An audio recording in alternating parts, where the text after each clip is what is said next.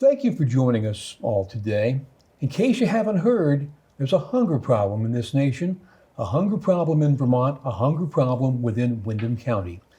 Project Feed the Thousands has been on the front lines of fighting that battle now for 30 years.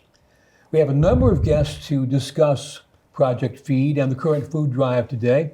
To my immediate left is Chris Thayer from the Vermont Food Bank. George Haynes is one of the co-founders of Project Feed, and the current Project Feed the Thousands board member, Tracy John. Thank you all. Thank you. Now, to begin with, George, I remember you standing outside your former employer, Brattleboro Savings and Loan, in a truck way back when, trying to attract food. What were you thinking of? Well, it was interesting because the truck was really a symbol about filling the truck with non-perishable food items. And the idea was born earlier that year. Larry Smith and I were looking for some sort of community project. You know, as president of the bank, we'd already done Community Appreciation Day the week before, the year before. And we decided, well, what else, could we do? Maybe something later in the year. And Larry came up with the idea of having a food drive. And I said, a food drive? What's that about? And he said, well, there's some really hungry people in our area. Now, I immediately thought of homeless people, but once Larry took me to the drop-in center and I got a profile of who these people were, I found out that they weren't homeless people as much as they were elderly, young mothers with children, people just struggling to make ends meet. So we decided, well, what can we do? And we'll do a food drive. We'll put the truck in front of the bank as an idea of let's fill the truck. And we were off and running. The whole idea and the whole concept with Project Feed the Thousands was really very simple. We had a need, and we wanted to address that need, and we thought if we could get people just to help, just a little bit. We weren't asking for a lot. Buy one non-perishable food item when they went to the store. Make a small donation. It was about people helping people, neighbors helping neighbors, and that was the concept. And that's how it started. And it's grown significantly since then, both in the level donations and also the need. Where are we now? What are the needs this year? And how is Project Feed looking to help? Well, the need is grown tremendously. When we started, it was Project Feed the Thousands singular because there was 1,000 people in our area, we thought at the time. Now there's thousands. At the time we started, it was basically raising non-perishable food items for the Brattleboro area drop-in center.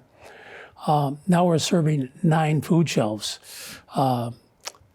We're serving Food Works, we're serving Loaves and Fishes, we're serving Bridget's Kitchen in Vernon, in Guilford, in Hinsdale, Putney, Bellows Falls, and Townsend. 9 food shelves. And so the need has grown tremendously. And of course, with that need, I'm pleased to report that along with the need, the public has stepped up. More people are involved, they're more aware. So businesses, schools, we encourage everybody to have some part in Project Feed. One non-perishable food item, a small donation, whatever can be done. It's really about neighbors helping neighbors. So, Chris, what happens to all this food? Does it go directly to the food shelves? Does it go to Vermont Food Bank? And where's it coming from? Yeah, we have several options, actually. Some of the options go directly to the food shelves. Sometimes they go and pick the product up at certain locations like Hannaford's, Price Chopper, Walmart, places like that. And I also will pick up product and bring it back to the food bank. And then we sort through that product and we put it in categories. And our agencies are able to order it off a shopping list for their monthly orders or weekly orders. That makes a lot of sense because people might donate a lot of some items, but not a lot of the others. So you get a lot of corporate donations to help out with that? Yeah. We I want to give a big shout out to CNS and UNFI. They're big partners in donating throughout the year. And we also get donations from Leader and, all kinds of other places as well. So, And I understand that this year's goals are above what has been done before. What are they and how come? yeah, our goal is $130,000 and 330,000 meals. And the reason why we have 30 in there is because it's the 30th year anniversary of Project Feed the Thousands. So we thought it would be kind of cool to do 130 and 330. So Makes sense. And certainly anybody can give. That's the beauty of all this. You can give a food donation, you can give a cash donation, and it all goes to help. Especially the cash can help later on in the year. yeah, absolutely. So Tracy, thanks for joining us today and being on the board of Project Feed. Absolutely. What are businesses throughout our region doing to help? Sure. Businesses are participating in a variety of ways. Some companies are making, corporate donations from their own funds. We have folks like Burton Car Wash. Connie Burton is incredibly generous, does a day in December where the proceeds from one day of car washes go to Project Feed the Thousands, which is wonderful. We have stores around town that are putting red buckets out with a great poster letting people know.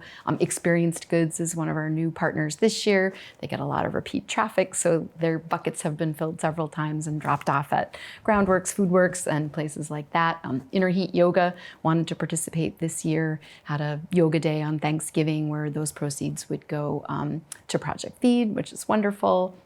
There are all kinds of things businesses can do. You can do a drive within your staff, your employees. People chip in dollars or food, a dress down day, although that may have changed a little bit as things have gotten a little more casual in the workplace. But that is certainly something that historically, any sort of group effort, a potluck lunch where everyone throws in a few bucks into a jar instead of going out to lunch, things Yeah, like that. now depending on where you work, Casual Friday means you tie your shoes before you go to work. Exactly, put some pants on.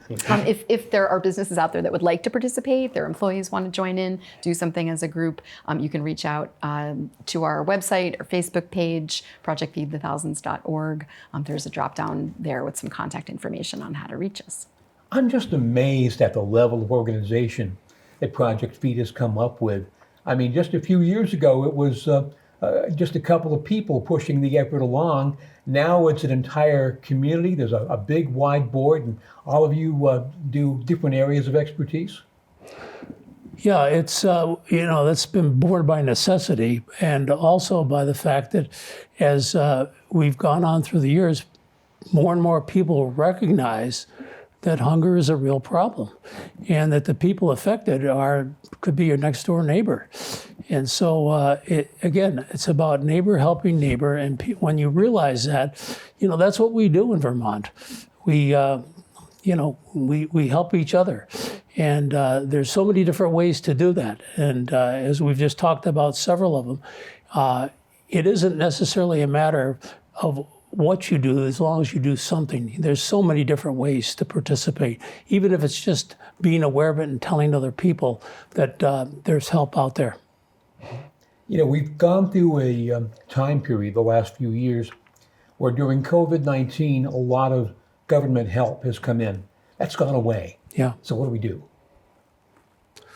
Well, we do what we're doing this year is we've raised goals to 130,000 and 330,000 meals because you're right. Some of the government programs have dried up and the food shelves are reporting that they're getting twice as much volume because, the need is there and these other programs just don't exist anymore.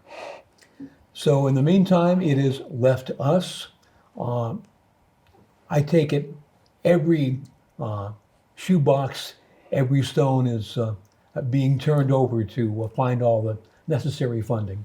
We sure hope so, and if not, we want to do that. We're out there turning over stones and shoeboxes. Well, it's amazing. How long is this going to keep going?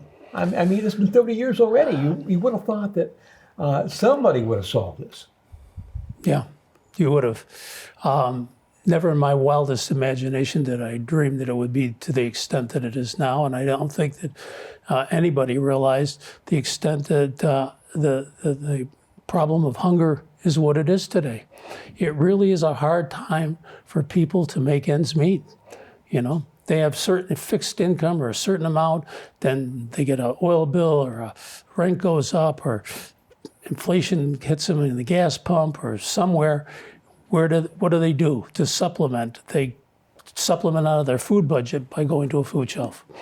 And what a lot of people forget is being well fed is a healthcare issue. Yeah. If you're hungry, you're going to catch everything that comes down the pike. So this is even more important. Yes, it is. Well, I'm just really in admiration for the work that all of you all do. Thank you. Thank you. We have several more people we wish to talk to, and we will do that very shortly as we continue with Project Feed the Thousands Year 30. And our next group includes another gaggle of community volunteers, people who really put themselves out to make sure people get fed. To my immediate left is Selena Ayers from 802 Credit Union, Wyndham Southeast Superintendent Mark Spino, and Project Feed the Thousands co-chair John Shaka, who also is from Brattleboro Subaru. Thank you all again. Now, I want to hear, John, about the food shelves. You've had a chance to visit all of them this year? Yes, so I had the pleasure this year of meeting with all 9 food shelves, and George Haynes, his wife Rose, and I had a meeting, and the message this year was the same as last year, except it's much, much more dire. In the last 6 months, all the shelves have said the need has doubled. It's incredible. If they were serving 200 meals last year, they're serving 400 this year. It seems that post-COVID has made matters worse. They told us stories about they open up at 11 o'clock in the morning, and at 8 o'clock, people are lined up out front looking for food. And I know George touched on this earlier, but I'm surprised and new to this. It's only my second year on Project Feed. Who's looking for food isn't what I typically would have thought. There is some homeless looking for food, but that's less than 5% of who's coming to these shelters, Tim. Who's coming are your neighbors. They're from 3 doors down. They're people that own homes. They're people that have families. It's a single mother. It's elderly. So it's not just what you think of. I don't know that homeless people are that have food insecurity. There's a lot of food insecurity in Wyndham County, and it's our neighbors and it's people down the street. The people in the shelves were telling us, the directors were saying, 2 years ago, people that were giving to the food shelves are now taking from the food shelves, and they're making choices, as George said earlier, of paying for their fuel or putting gas in their car or feeding themselves and their kids. So food insecurity is huge in Wyndham County, and all 9 food shelves, and I just want to say where they are. There's 3 in Brattleboro. There's 1 in Vernon, Guilford, Hinsdale, Putney, Townsend, and Bellows Falls. So it's all here in southern Vermont. And as we said, it's not Project Feed the 1,000, it's Project Feed the Thousands because of how vast it is. Now, I know that every business does its own part in helping with Project Feed. And the business you're associated with has a program that also helps, even if you make a major purchase? Sure. Subaru of America and Brattleboro Subaru have a Share the Love program. It's in its, I think, 16th year, but it's like our 9th year of having local charities that we can donate the money to. So what the program is from now or a week ago till the end of the year, every car purchased, new car purchased, the purchasee gets to pick which one of 4 national charities or 2 local, And I think all of them are great causes, and we love the nationals, but we try and direct the money locally. About 96% of it goes local at our store, and it's $325 per car. And we hope to raise at least $20,000 for each one of our 2 local charities. Obviously, Project Feed is one. Another good one this year is the Gathering Place. Back in 2015, Project Feed was the recipient, and we donated over $27,000 to Project Feed in 15. And so we're hoping to do similar numbers this year. That's great. Well, I will have to mention that to my purchasing agent at home to see if she wants to buy a car. Come on down. Now, ever since I've been involved with Project Feed, the schools have been a big part of this. Education about hunger, about some of the issues and how people can help are always big. What's going on this year, Mark? So once again, Wyndham Southeast Supervisory Union will be participating in Project Feed the Thousands. We have been participating from the beginning, more formally for the past 18 years. And I've been lucky enough to be kind of the driver of that work as an administrator. Like in years past, schools are collecting food, they are providing community service, they're visiting the food bank, visiting food shelves, and just promoting community awareness and helping your neighbor and helping each other. So it's a great experience. Children can be leaders in our community. Doesn't matter what age you are, you can make a difference. And that's how we frame the work around Project Feed, amongst other community opportunities. Are there food drives? Are there chances for young people to volunteer their services, that sort of thing? Yeah, most schools are doing their own local food drive. Typically, those food drives are driven from student leadership groups, typically student councils. So that is happening right now, typically right after Thanksgiving. We get started with those. December 15th, there will be a Fill the Bus event at the Hannaford's grocery store, which has been a tradition, I think in place for a good 15 years now. And it started year one to fill one bus. And since then, we typically fill multiple buses before the winter break. So, Sounds like a lot of the students and their instructors are really driving forces behind this campaign. without a doubt, yeah. It's all about helping your community, helping others, and doing what you can, no matter what that is. And in fact, another group that really steps up big in Hinsdale is the Hinsdale Fire Department. I understand that they raised over $3,000 with a boot drive to help the Hinsdale Food Shelf, which is one of the 9 food shelves, and everybody is doing their part at this time of year. Selena, your role is the money person, the logistics person. What are some of the things that 802 Credit Union does? Sure. So with 802 Credit Union and Project Feed runs with no overhead costs. So we are able to take on some of those costs and responsibilities. We house all of the supplies for Project Feed. We handle all the donations when they come in, and we take care of the mailing and the back work. So we are always happy to help Project Feed with how we can. My goodness. And when the donations come in, can they be earmarked to any one of the specific food shelves? Absolutely. So on our donation cards, or even in the memo of your check, you're able to designate which food shelf you would like to contribute. And if you leave that blank, we split that over our 9 food shelves that Now, I take even care of. understand that Project Feed has gotten into the whole GoFundMe thing. Yes, it is so easy to make your donation. We have our Project Feed the Thousands GoFundMe 2023 available. We have QR codes on our posters. We have our website where you can donate, projectfeedthethousands.org. And you can also mail a check to 802 Credit Union or make a donation at any of our branches or any of the stores you see participating. QR codes. I still don't understand how those work. You just take a picture of it and it takes you right to our donation page. Oh my. Well,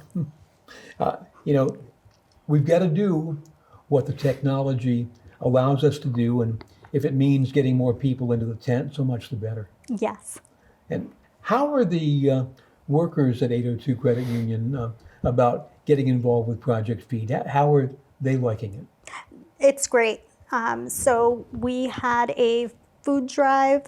We are collecting the funds. We work together to do all the mailings and stuffing envelopes and anything we can. So this drive runs through the end of the year. Mm-hmm. So you can make a cash donation, you can make a food donation, and you can say where it should go, where you'd like to see it go. You've made it easy for everybody. We try to. Goodness. And so given all of that, I would think meeting all these lofty goals this year should be a snap, but it takes everybody. Yes. So again, how can people get involved with Project Feed the Thousands? By making a donation, either cash or a food item, a non-perishable food item, and just to be involved, help promote awareness of Project Feed. And it's an opportunity to help your community, to help your neighbor. I know a role that the schools really take in Project Feed is creating more of an awareness, and an awareness at all age levels, which is a very powerful thing.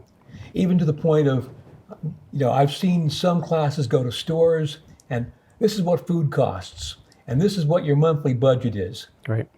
Absolutely. Incredible. Yeah. Tim, can I expand quickly on something that Sure. Selena said?